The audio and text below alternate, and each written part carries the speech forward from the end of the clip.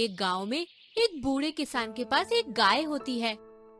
वो बूढ़ा किसान उसके लिए रोज सुबह ताजा चारा लेकर आता और उसे खाने के लिए देता।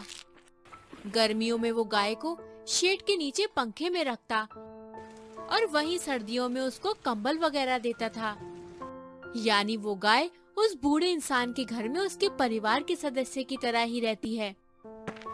धीरे धीरे गाय बूढ़ी होने लगती है और किसान भी अपने जीवन की आखिरी सांसें गिन रहा होता है। ऐसे में किसान का बेटा अब कारोबार संभालने लगता है। किसान के बेटे को अब उस बूढ़ी गाय से दूध मिलना बंद हो जाता है।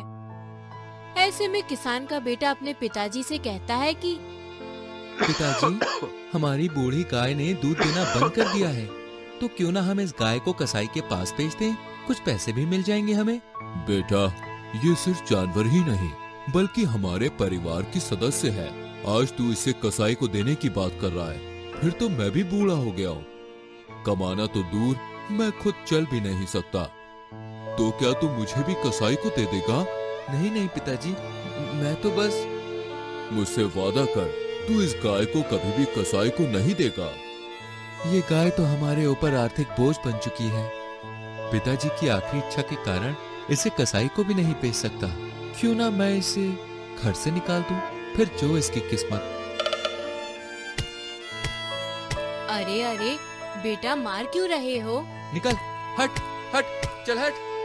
बेटा, बूढ़ी हो गई हूँ, इस उम्र में कहाँ जाऊंगी, कहाँ रहूंगी। मत मारो बेटा, दर्द हो रहा है।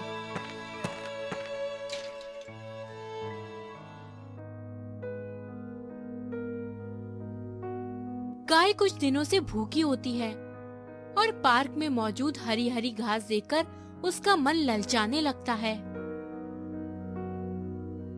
तभी पार्क के पास एक साइकिल सवार गुजरता है, जिसे देखकर गाय को अपने बूढ़े मालिक की याद आ जाती है। अपने मालिक की यादों में खोई हुई गाय घास के साथ साथ पार्क में मौजूद प्लास्टिक की बोतल भी खा जाती है।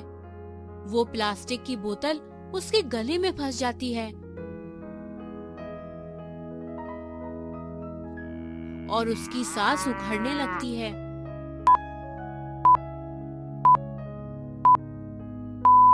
कसाई की नजर पार्क में मौजूद मरी हुई गाय पर पड़ती है। वे अपने नौकरों से कहता है कि जाओ, उस गाय को कसाई खाने में ले आओ। इस तरह से बेचारी गाय आखिरकार कसाईयों के हाथ लग जाती है।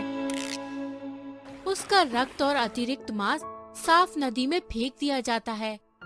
उसके साथ ही उस नदी में इंडस्ट्रियल वेस्ट आदि भी गिरता रहता है।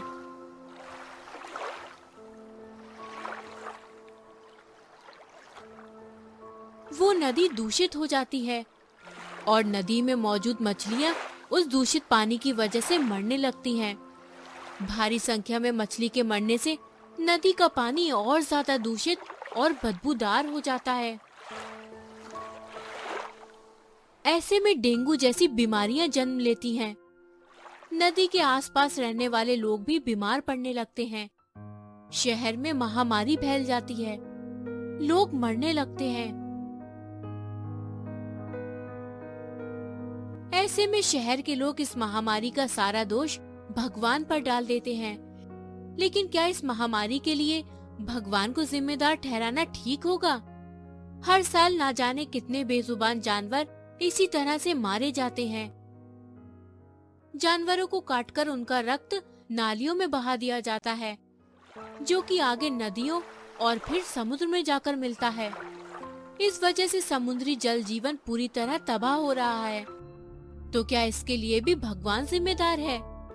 हर साल लगभग 8 मिलियन टन प्लास्टिक समुद्र में फेंक दिया जाता है। इन सब से समुद्री जीवन पर क्या असर पड़ता है? क्या आप इस छोटी सी स्टोरी से समझ सकते हैं?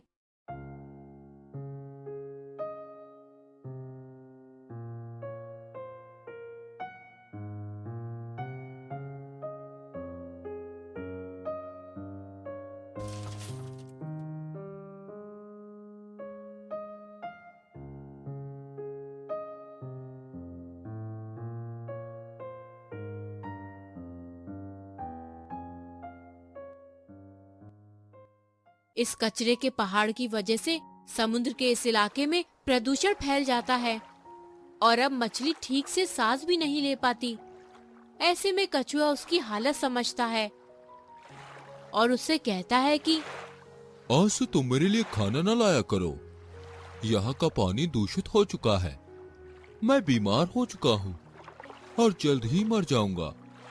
तुम अपने लिए नया दोस्त बना लो, उनके साथ खेलो और किसी अच्छे पानी वाले इलाके में जाकर बस जाओ।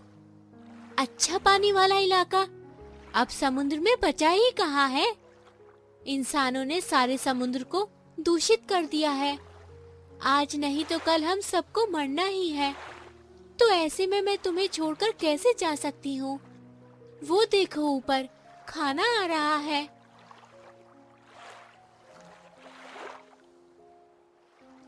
दोस्त नहीं, ऐसा मत करो, उसे छोड़ दो।